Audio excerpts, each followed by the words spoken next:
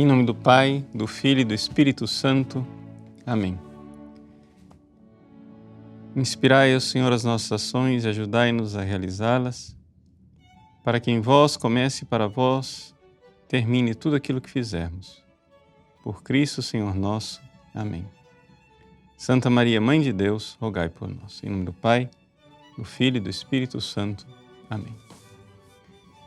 Muito bem, estamos aí, nossa transmissão ao vivo, nesta segunda-feira, dia de Santa Maria Madalena. Queremos hoje meditar a respeito desse mistério extraordinário chamado Comunhão dos Santos, né? Quando a gente, no credo, na missa, né, a gente diz, creio na comunhão dos santos, você perguntar para alguma pessoa o que é isso, comunhão dos santos, se a pessoa não é instruída, ela não vai saber, mas se ela tiver um pouco de catequese, a primeira coisa que a pessoa pensa, não, comunhão dos santos quer dizer o seguinte, os santos rezam por nós. Pronto.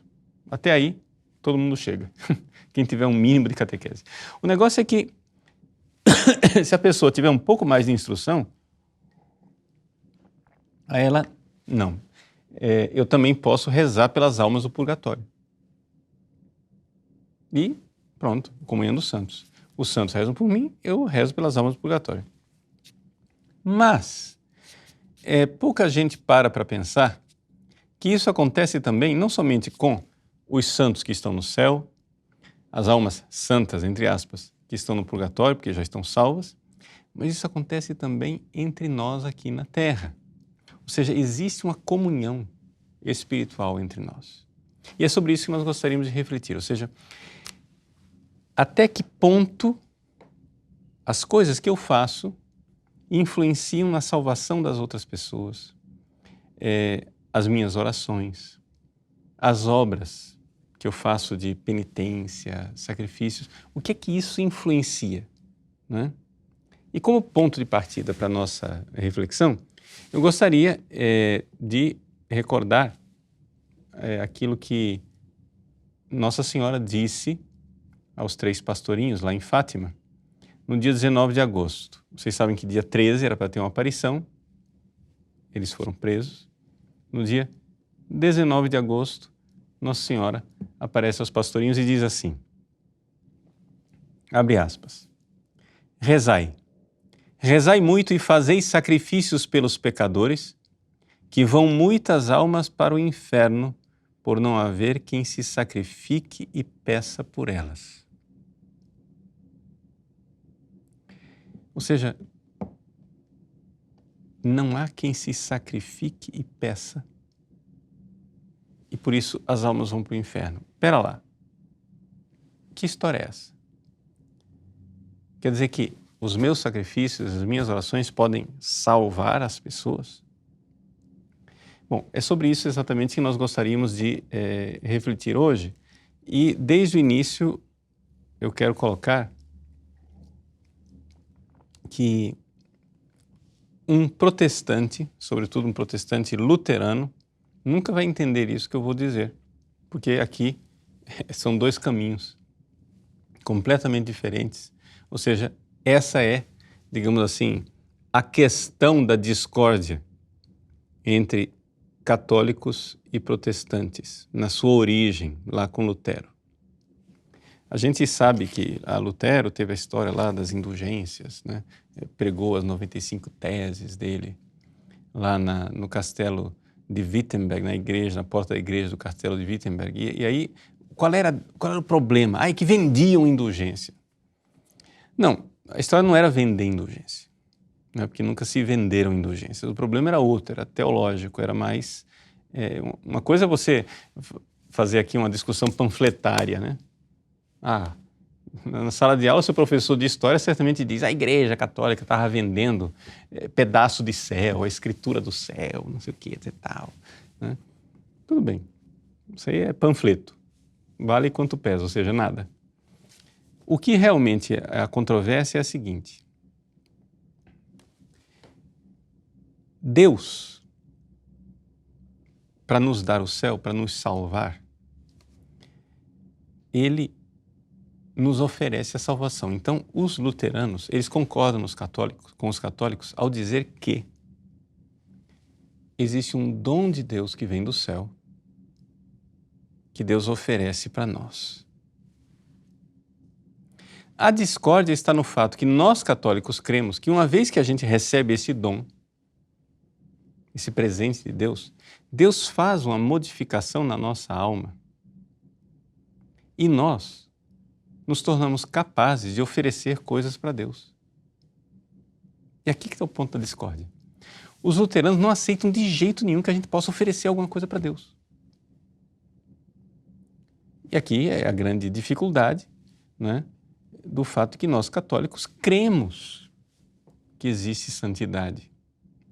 Ou seja, o santo, quem é? É Jesus. Jesus, ele veio do céu, né? Deus se fez homem, morreu na cruz por nós, nos deu a salvação. Para usar uma linguagem teológica, ele mereceu a nossa salvação. Sim. Aí, uma vez que você aceita este presente, esse dom gratuito, com a fé, porque sem a fé não é possível agradar a Deus, não existe salvação sem fé, né? Ou seja, a fé, ela é um pressuposto da salvação. Então, uma vez que você crê, você é batizado, pelo menos em desejo, o batismo, ele modifica a sua alma. E ali acontece uma realidade sobrenatural, ou seja, uma modificação real na alma da pessoa.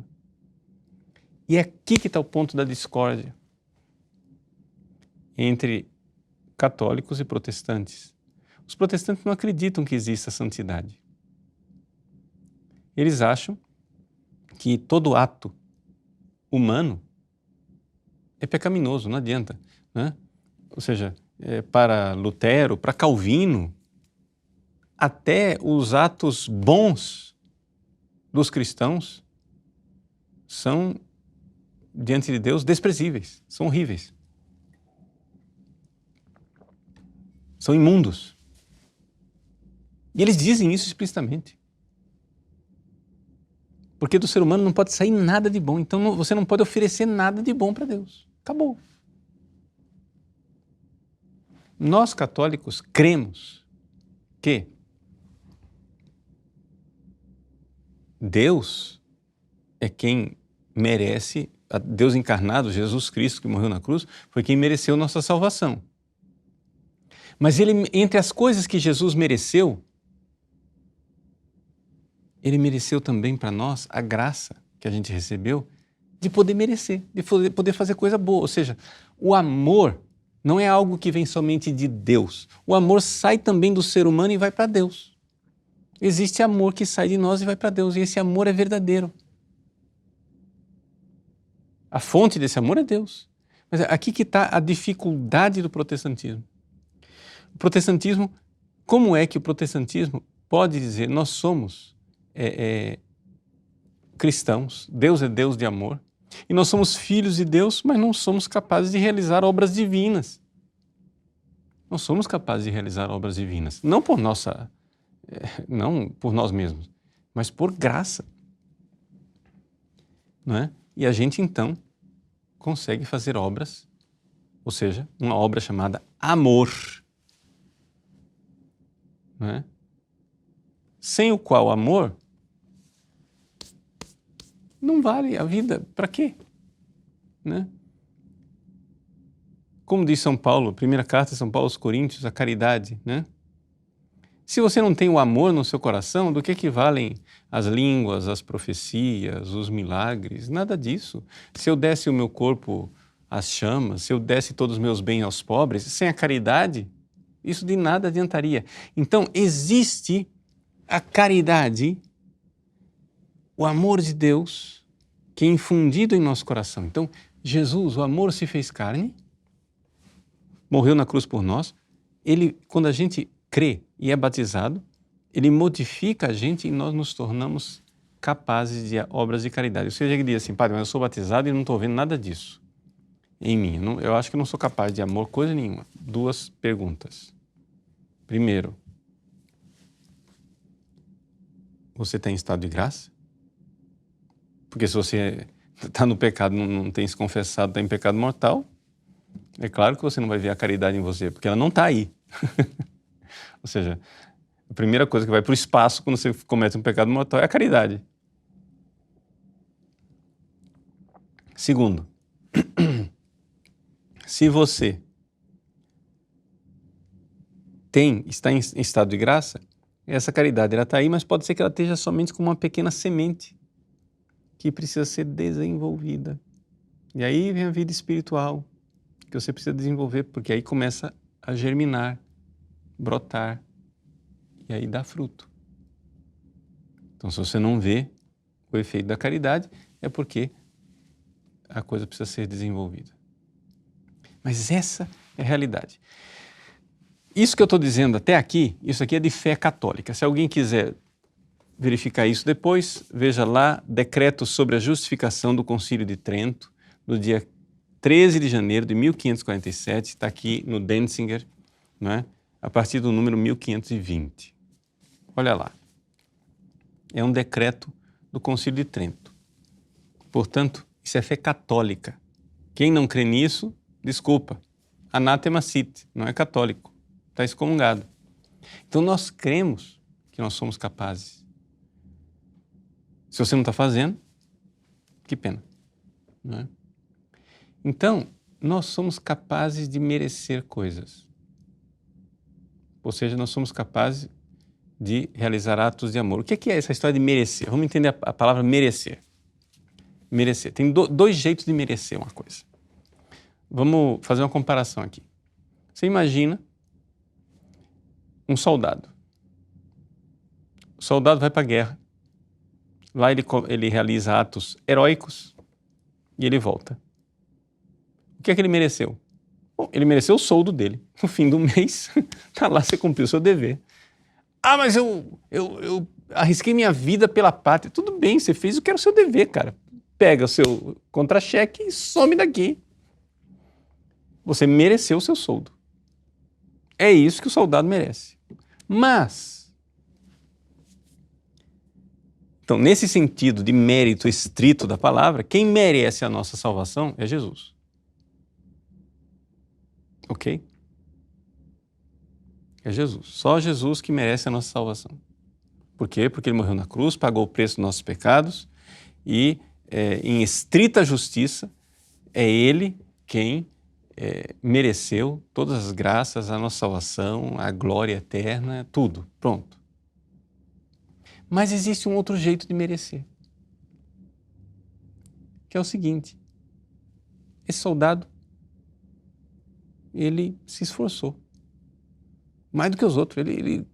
Não, foi bravura, ele fez atos de bravura. Ele fez atos heróicos. Então, faz o seguinte, vamos aqui, reúne pessoal, vamos decidir, vamos dar para ele uma comenda, vamos dar para ele uma medalha de honra ao mérito. Pergunto, o soldado merece a medalha?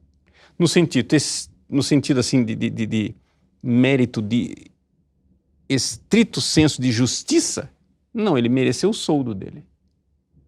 Nenhum soldado pode entrar com um requerimento, com um processo, né? Chegar a dizer, eu exijo uma medalha. Isso não existe. Nenhum soldado pode dizer, eu exijo uma medalha. Mas você dizer que o herói de guerra que recebeu a medalha não mereceu a medalha, cara, é claro que ele mereceu. São 2... Entendeu que a palavra mérito aqui, ela é analógica. É isto que, em teologia, a gente chama mérito de condigno, de condigno, mérito de condigno, que quer dizer o quê? O soldo. Mereceu no estrito sentido de justiça. Quem merece a nossa salvação? Jesus. Ponto. Acabou. Mais ninguém.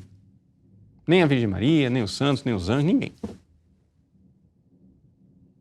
Mas existe um significado análogo de mérito, que é a analogia de proporção, que é mérito no sentido verdadeiro da palavra. É mérito. O soldado que bravamente guerreou, arriscou sua vida e ele mereceu a medalha. Ou seja, quem dá a medalha, dá da benevolência. É uma benevolência do exército para com aquele soldado. Mas não é uma benevolência sem fundamento nos atos do soldado. O soldado fez alguma coisa. Então, sendo assim, quando, por exemplo, os santos viveram nessa vida, amaram Jesus de forma heróica, maravilhosa, divina. Eles chegam lá no céu. Quando um santo vai e pede algo para Jesus, o pedido desse santo é diferente do pedido do sem vergonha do Paulo Ricardo. É claro. Porque o soldado que se arriscou na guerra, que teve a medalha de honra ao mérito, etc. e tal, faz um pedido para o general, é diferente do recrutazinho que nunca fez nada, que nunca foi para a guerra, nunca se arriscou, nunca mereceu nada a não ser o soldo dele. É diferente. Então é por isso que tem, aspas, santos que são mais milagreiros, né, do que outros. Na verdade, não é isso. Não é que ele é mais milagreiro. Quem faz os milagres é Deus. Mas é simplesmente o fato de que o santo, ele, por ter amado a Deus de forma mais heróica, ter correspondido mais à graça, não é? Ele, de fato, tem um mérito diante de Deus maior. Então, com relação aos santos, a gente entende isso.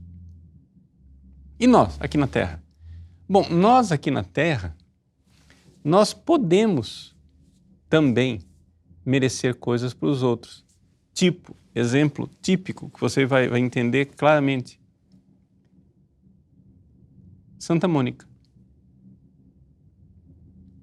Santa Mônica, ela durante 32 anos chorou, pediu, fez sacrifício, intercedeu, suplicou a Deus a conversão do filho dela, Agostinho. Quando finalmente Santo Agostinho se converteu, Santo Ambrósio, que era o bispo de Milão, que batizou Agostinho, disse: não podia se perder o filho de tantas lágrimas. Não ia, Deus tinha que ouvir.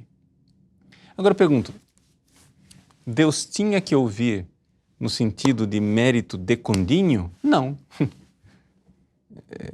Santa Mônica podia chegar lá no balcão de Deus com um contra-cheque, chegar e dizer: ó, eu mereci a salvação do meu filho aqui, ó, paga aqui a salvação do Agostinho. Não, pelo amor de Deus. Quem mereceu a salvação de Agostinho foi Jesus. Abundantemente, infinitamente. Mas uma soldada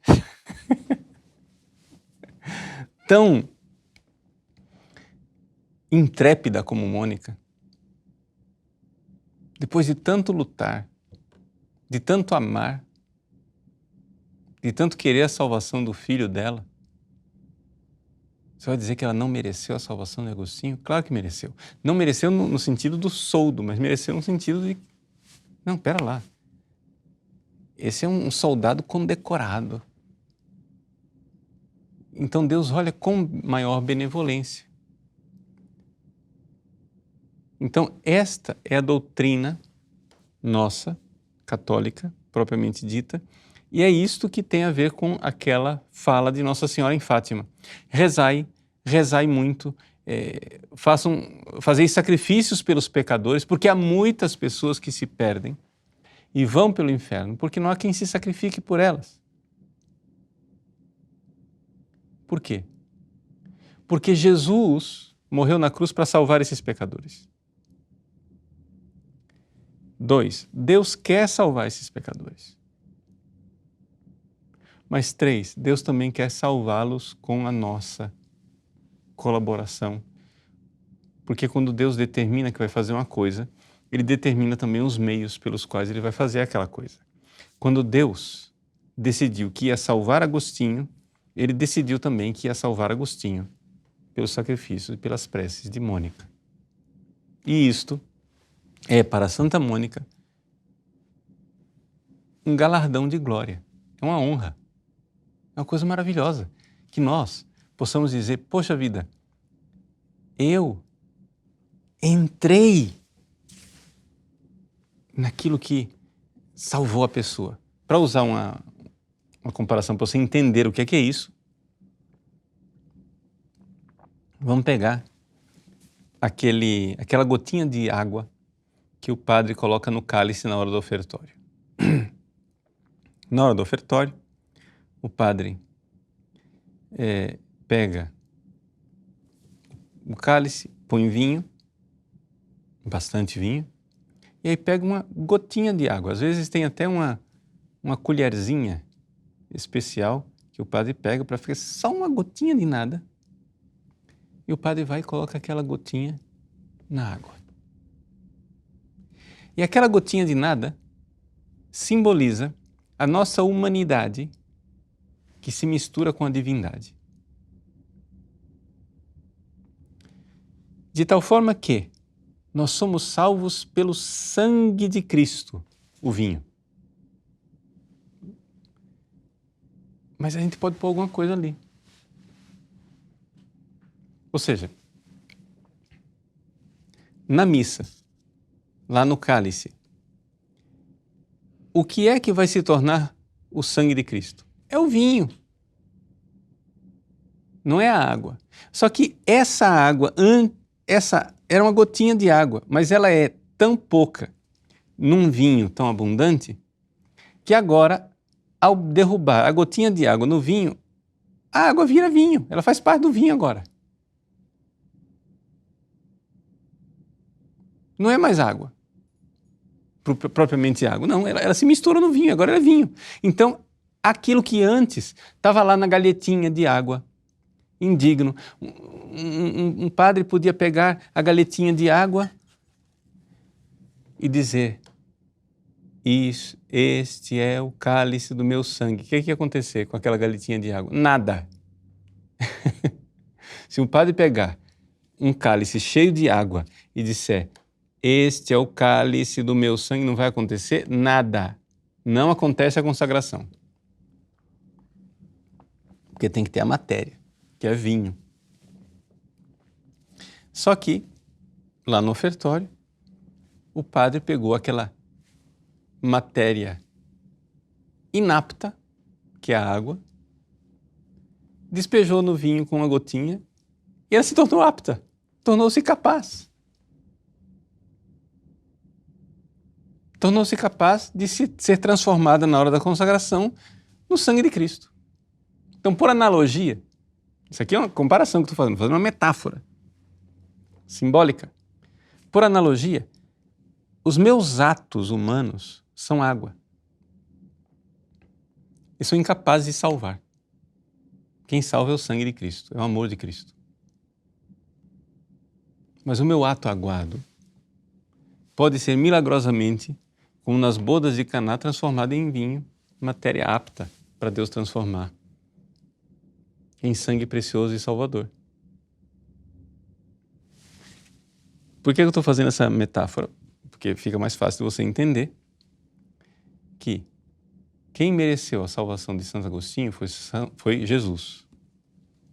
Mas Jesus, ao infundir a graça no coração de Mônica, foi transformando o coração daquela mulher e configurando o coração de Mônica ao coração de Jesus, de tal forma que, aos poucos, Santa Mônica podia dizer, vivo, mas já não sou mais eu, é Cristo que vive em mim. Então, quando Mônica rezava, já não era mais Mônica quem rezava, era Cristo que rezava nela.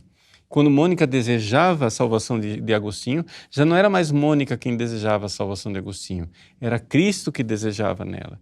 Quando Mônica realizava obras de amor por Agostinho, era Cristo que realizava obras de amor. E essa configuração, isso chama-se processo de santificação e santidade. E é exatamente assim que nós, seres humanos, somos capazes, né, de merecer.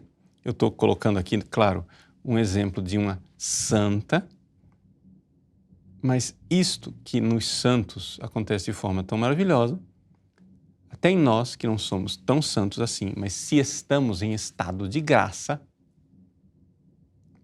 acontece também. Se você está em estado de graça e você oferece orações e sacrifícios pela salvação das pessoas que você ama, essa oração vai ser atendida por Deus. Foi o que Nossa Senhora ensinou para as crianças em Fátima. Mas veja, oferecer quer dizer o seguinte, não é só rezar. Rezar é importante, e rezar com amor, mas é muito mais eficaz rezar e oferecer. Oferecer quer dizer atos meritórios. O que é um ato meritório? São atos de amor.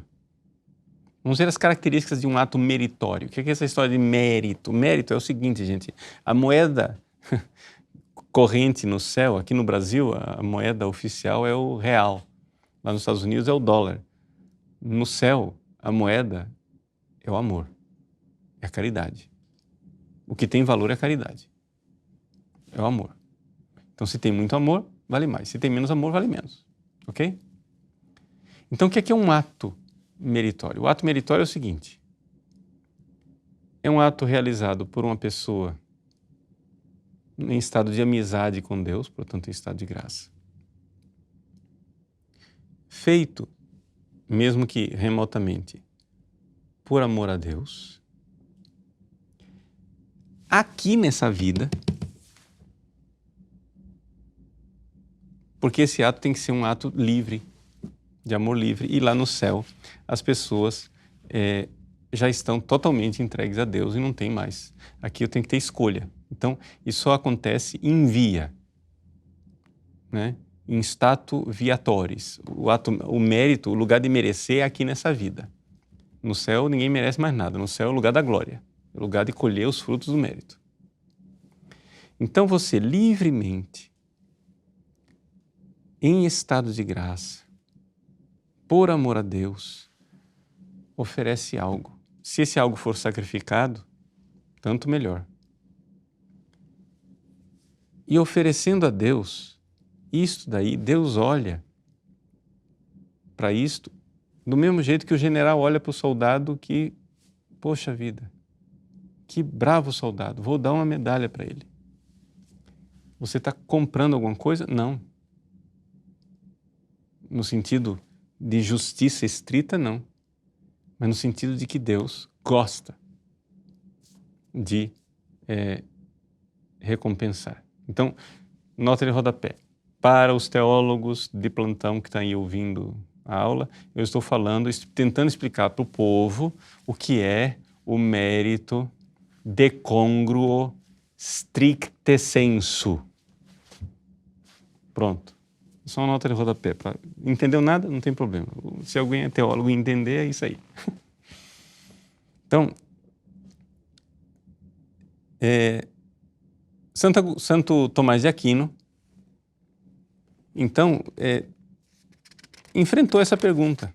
Antes de Lutero, antes de Trento, Tomás de Aquino está aqui na Suma Teológica, né? Na primeira sessão da segunda parte. Ele, na questão número 114, artigo 6, responde a seguinte pergunta: o homem pode merecer para outro a primeira graça? Ou seja, Santo Tomás está perguntando, será que eu, me sacrificando, fazendo jejum, me flagelando, etc e tal, amando Deus, etc, eu posso merecer a conversão daquela pessoa? Como Santa Mônica mereceu para Santo Agostinho? A resposta de Santo Tomás: Não. Merecer no sentido de mérito pleno de direito, né? Ou seja, mérito condigne. Não. Mas, em mérito de congruo, sim. Veja o que diz Santo Tomás. Vou ler para vocês. Por mérito de congruo, porém... Então, primeira coisa, merecer a salvação de alguém? Não, é que merece é Jesus, pronto, acabou. Mas, por mérito de congruo, aquele mérito lá do soldado da medalha, que não é uma exigência mesmo. Por mérito de congruo, porém, alguém pode merecer para outrem a primeira graça. Pois, veja só, que bonito. Quando o homem, constituído em graça, quer dizer que você tem que estar em estado de graça, né? In gratia constitutus. Você está em estado de graça. Cumpre a vontade de Deus, é congruente, ou seja, é proporcional, é conveniente, não é? Que Deus, por uma amizade proporcional, cumpra a vontade do homem relativa à salvação do outro. Gente, isso aqui é bonito, isso aqui é tão bonito. Olha, Deus diz, secundum amicitiae proportionem. Proporção à amizade. Segundo amizade proporcional. Quem está pedindo? É você? Meu amigo? Não, pera lá. É meu amigo quem está pedindo. Você não merece, mas é meu amigo. Então, conforme a proporção da amizade, eu concedo. Por uma amizade proporcional, cumpra a vontade do homem relativa à salvação do outro. Então, aparece lá, no céu, pedido, está aqui um ofício de pedido. Vocês estão entendendo que estou fazendo uma comparação ridícula, né? No céu não tem ofício, não tem nada disso. Mas está lá Deus despachando, né? Pedido por salvação de Agostinho. Indeferido.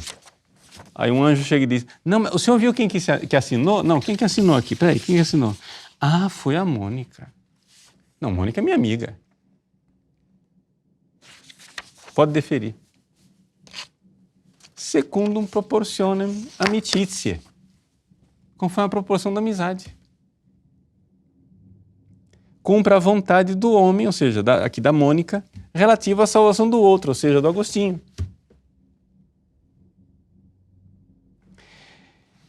Aqui vem um porém. Olha o porém de Santo Tomás. Embora às vezes possa haver impedimento por parte daquele a quem esse justo deseja a justificação. Ou seja, o Agostinho pode sempre pôr o pau na roda e atrapalhar a carruagem de ir para frente. Ou seja, aqui no caso deu certo porque o Agostinho não colocou tanto impedimento. Aí a Mônica alcançou a graça. Então, às vezes possa haver impedimento. Possit habere impedimentum ex parte ilius cuius aliquis sanctus justificationem desiderat. Então, o santo deseja a justificação de alguém. Mas esse alguém pode colocar um impedimento. E aqui é sempre um mistério da iniquidade, que as pessoas podem dizer não, não vai, não vou, não quero saber. Então, vejam, seja como for, você vai dizer assim, mas padre, para que precisa uma aula dessa inteira para dizer um negócio tão óbvio desse, né? Não, não é óbvio não. Por que que não é óbvio? Não é óbvio porque o pessoal está rezando pela conversão dos outros, mas não está oferecendo. Não, tem gente, reza, pede. A oração é uma obra meritória. Mas não existe só a oração como obra meritória. Você precisa dar alguma coisa também. Ou seja, quando o amor é mais incendido, maior é o mérito. Então, a coisa é você chegar e dizer assim, salva o Agostinho aí. Outra coisa é você se penitenciar, fazer jejum, chorar, fazer peregrinação, etc e tal. Não pela dor, não é, o problema aqui não é a dor. É o amor que aquilo gera em você mesmo. E você mesmo está mostrando o seu amor porque você realmente tem um amor muito grande por aquela pessoa. Porque quando há um grande sofrimento, uma grande oferta, uma grande renúncia, ele tem grande amor. Qualquer um entende isso. Pensa numa pessoa que amou você. Essa pessoa se sacrificou por você. Porque se uma pessoa nunca se sacrificou por você, como é que você sabe que ela ama? Então o que acontece? As pessoas não entendem. E isso é uma das coisas que quem me ensinou na prática isso foram as carmelitas. As carmelitas verdadeiras, não as carmelitas luteranas, né? Falei bobagem. Mas é que, infelizmente, essa coisa... É que Lutero tem um horror aos méritos e às obras. Então, o que acontece? Essa coisa de merecer, se sacrificar, oferecer sacrifício, infelizmente, está saindo, aspas, de moda na Igreja Católica. É por isso que eu estou fazendo o programa. Por quê? Porque nós estamos ficando luteranos. As pessoas não querem mais merecer nada. Então, as carmelitas verdadeiras, aquelas de Santa Teresa, não é? São como Santa Teresa. Santa Teresa, ela diz assim, pega lá o caminho de perfeição. Santa Teresa ouviu falar dos luteranos e disse, meu Deus do céu, milhões de almas se perdendo no inferno porque perderam a Santa Igreja Católica. O que é que eu posso fazer? Eu, que sou mulher e ruim, o que é que eu posso fazer para tanto mal? Ou seja, aqui a resposta de Santa Teresa para o mal que era a perdição das pessoas que estavam entrando na revolta de Lutero. Porque essas pessoas perderam a graça da Eucaristia, porque não tem mais Eucaristia, perderam a graça da confissão, não tem mais confissão. Perderam as graças que estão aí à disposição nos sacramentos. O que é que eu posso fazer para salvar essas almas? Eu não posso ir lá na Alemanha. Santa Teresa está aqui na Espanha. Como é que eu faço para ir lá na Alemanha salvar essa raça de gente? Ela disse, bom, eu que sou mulher e ruim, o que é que eu posso oferecer? O que é que eu posso fazer? Bom, eu vou me propor, no melhor que eu puder, viver o caminho da perfeição. Ou seja, em palavras pobres, eu vou ficar aqui na clausura do meu Carmelo e vou amar, amar, me oferecer, me sacrificar e amar, amar, amar, amar, amar, amar, porque ao fazer isso, eu mereço de congruo a salvação dessas pessoas, como Mônica mereceu de congruo a salvação de Agostinho. É isso. Então, assim, a razão de ser do programa é exatamente aquele mesmo programa, não sei se você se lembra que eu fiz um tempo atrás, um programa sobre as mães espirituais, né? Dizendo que as mães espirituais rezem e se ofereçam pelos padres. E eu disse, olha, minha gente, não é só rezar, tem que oferecer, tem que sacrificar, tem que ter alguma coisa. Tem que ter, aspas, moeda de troca. E a moeda de troca que vale no guichê do céu chama-se caridade, amor. Sem amor não funciona. Entendeu? Então o que é que você vai fazer? Vai se oferecer a Deus? Vai oferecer as dores que você tem pela sua doença? As dificuldades que você passa na sua família? Vai se oferecer como vítima a Deus para acabar em úlceras? Né? Não sei o que você vai fazer. Mas o fato é que o valor não está nas úlceras, o valor está na caridade. O valor está no amor. Quem muito ama, né? Aliás, hoje, festa de Santa Maria Madalena. Se vocês forem pegar o evangelho da missa de São Pio V, o rito extraordinário, Jesus mostra um pouco disso, dessa coisa do amor, embora seja inadequado aqui, no sentido porque aqui no caso a Madalena não tinha sido ainda perdoada. Então não é mérito de congruo stricte, é mérito de congruo lato sensu. Esquece, é só problemas para teólogos que depois não me venham importunar. Então, eu deixo essas notas de rodapé. Olha só o que Jesus diz assim, é Lucas capítulo 7, no versículo 47, ele diz assim, Jesus está lá falando com o anfitrião, a mulher pecadora, acabou de estar lavando os pés de Jesus, beijando, enxugando o cabelo, etc e tal. Aí Jesus diz, por isso eu te digo, os muitos pecados que ela cometeu estão perdoados, pois ela mostrou muito amor. Ou seja, o amor, aspas, mereceu aqui, não é um mérito propriamente dito, porque ela ainda estava no pecado. Mas se ela fosse uma Santa Mônica que já estava em estado de graça, né? Então ela mostrou muito amor.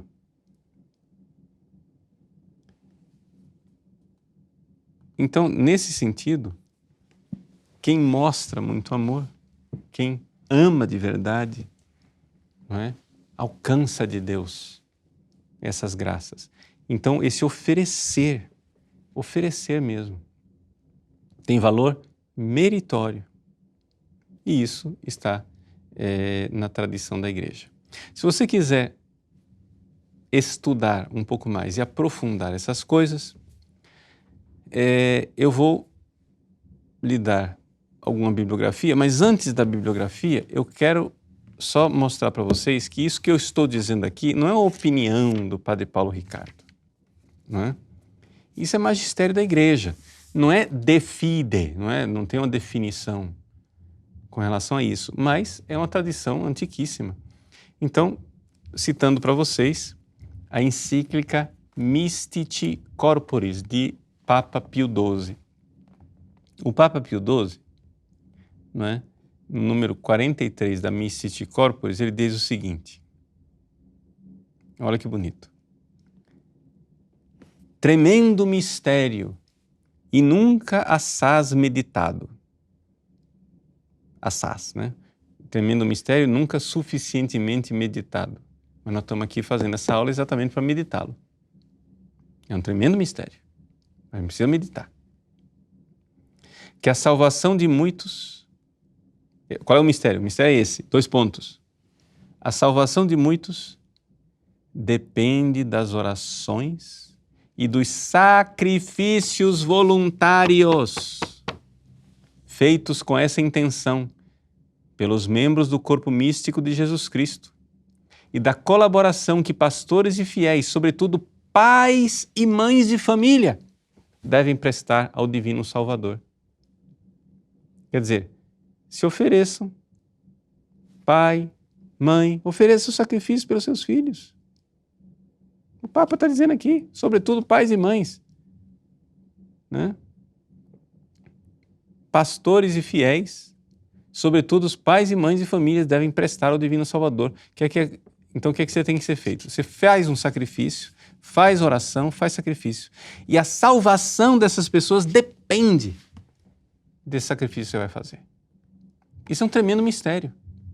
Você vai dizer, vai dizer que, quer dizer, que se eu não fizer sacrifício, a pessoa vai para o inferno? Mas que Deus é esse? Não, gente. Para de ter cabeça mesquinha. Não raciocina como demônio. Raciocina com a benevolência.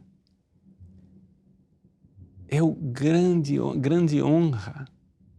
A honra de dizer, Deus quer salvar essa pessoa e eu fui agraciado, honrado um grande privilégio, uma grande maravilha que Deus tem escolhido a mim para ser instrumento de salvação. É um privilégio da gotinha de água que ela tenha sido escolhida para entrar dentro do vinho e virar vinho, para poder ser o sangue de Cristo que tudo salva.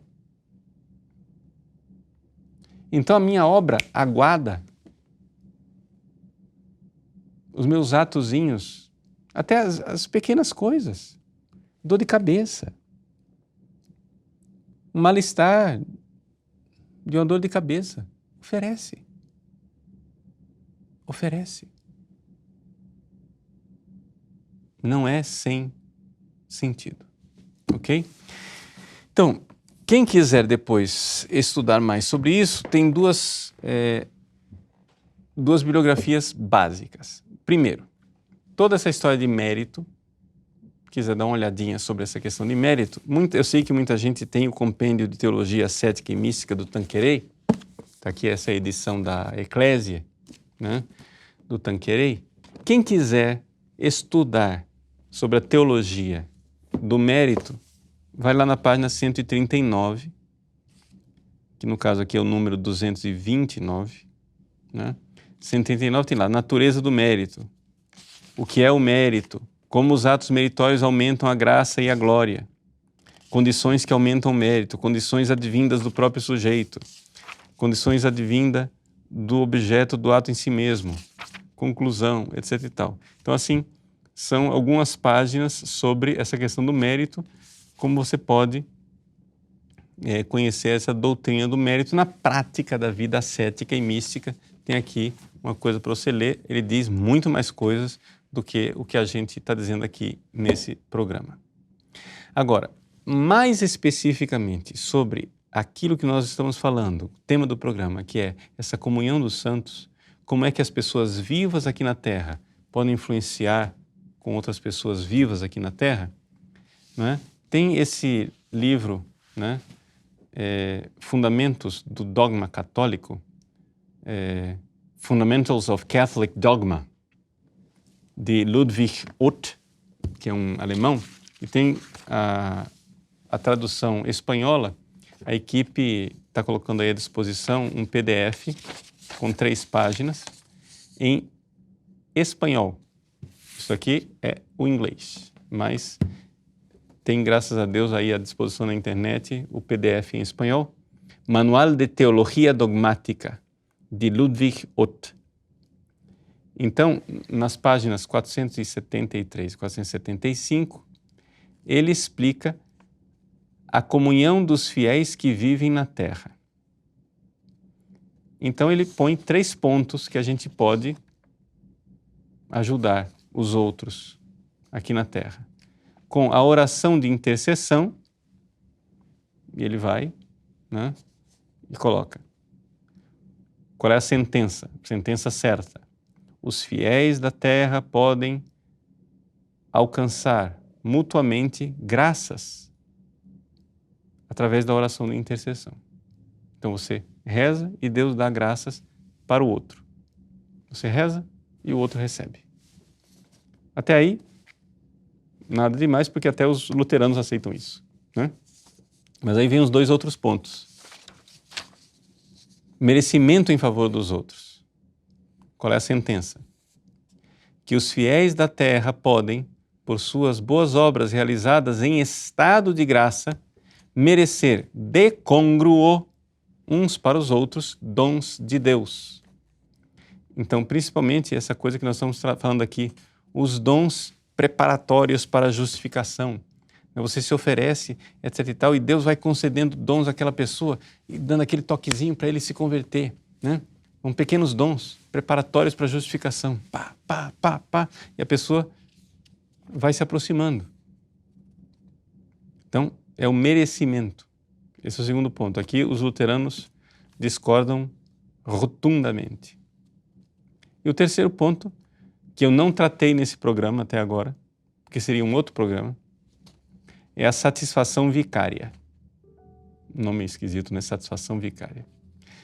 É o seguinte, é que você pode assumir para você os castigos do pecado do outro, para livrar o outro. Isso é uma caridade suprema. Os mártires faziam isso, né? Como é que surgiram as indulgências, né? Lutero. Como é que surgiram as indulgências, seu Lutero? Vamos ver lá na história da igreja. Era assim. As pessoas cometiam pecados horríveis, tipo, eram os chamados lapsi, né? Quem que eram os lapsi? Os lapsi é que chegava lá o soldado romano e disse, nega Jesus, e ele negava. Entrega a Bíblia para a gente queimar, e ele entregava. Sacrifica para César, e ele sacrificava. Ou seja, os caras que traíram. Bom, meu filho, você cometeu pecado mortal, né? Aí passava a perseguição, o imperador dava uma amenizada, parava de perseguir. Aí o pessoal voltava lá arrependido. Ai, seu bispo, desculpa. Ai, é que eu traí Jesus, mas o senhor não perdoa meus pecados? Bom, naquela época não era como hoje, que você entra na fila da confissão, o padre te dá um Pai Nosso, uma Ave Maria, você volta na ativa, né? O bispo dizia, parou. O que você fez foi grave. Não é assim não. 20 anos de jejum a pão e água. Daqui a 20 anos a gente se fala. E a pessoa ia fazer penitência durante 20 anos para poder voltar. Só que, de repente, tinha um cristão que era confessor. Confessor quer dizer o quê? É um padre que atendia a confissão? Não. Ele professou a fé, ele não traiu, ele não é um lapsus. Ele é um confessor. Ele foi torturado, o romano foi lá, enfiou faca debaixo da unha dele, torturou ele disse, renega Jesus, eu te amo Jesus, renega Jesus, não, eu amo Jesus, pronto. E o cara sobreviveu a essas torturas todas, é um confessor. Ou seja, confessor é um cara que teve o amor do mártir, mas não chegou de morrer. Aí o confessor chegava lá para o bispo e dizia, seu bispo, perdoa o fulano. Pelos méritos da minha confissão. E o bispo perdoava. Às vezes, o mártir, antes de morrer, escrevia uma carta, chamadas litere pacis, né? São Cipriano de Cardago chama de cartas de paz. O mártir, antes de morrer, aí o lapsus, o carinha, o traidor, ia lá com a carta para o bispo, seu bispo, o mártir morreu, ele derramou o sangue dele, pelos méritos dele, me perdoa. E o bispo perdoava. Essa é a origem das indulgências. A origem das indulgências é o tesouro do sofrimento dos mártires, dos confessores, dos santos, unidos, evidentemente, aos infinitos valores dos méritos do nosso Senhor Jesus Cristo e a Virgem Maria, que perdoava as penas que as pessoas deviam por ter pisado na bola. Ou seja, a história das indulgências é uma história de amor, meu querido Lutero. Do mérito dos mártires. Agora, infelizmente, você não é capaz de entender o mérito dos mártires, então paciência. Se mártir não mereceu nada, né? O que aqui são as obras dos mártires para Lutero? É uma espécie de carisma, um negócio carismático. Ou seja, você recebe um negócio, mas não tem nada a ver com você. Ou seja, uma pessoa é capaz de fazer obras heróicas de mártir por um carisma, não pela modificação da alma. Entendeu? É simplesmente como uma espécie de... Eu recebi o negócio, passou por mim, mas não me modificou. O amor não saiu de mim mesmo, eu fui somente o instrumento desse amor. Enfim, paciência, é teologia luterana. A gente pode fazer o quê? Lamentar. O que é que a gente tem que...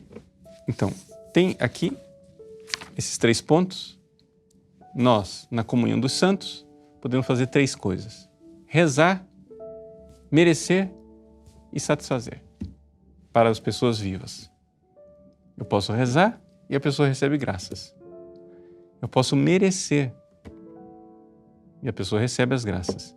E eu posso satisfazer e a pessoa deixa de pagar no purgatório, porque eu tomei para mim o castigo que era dela.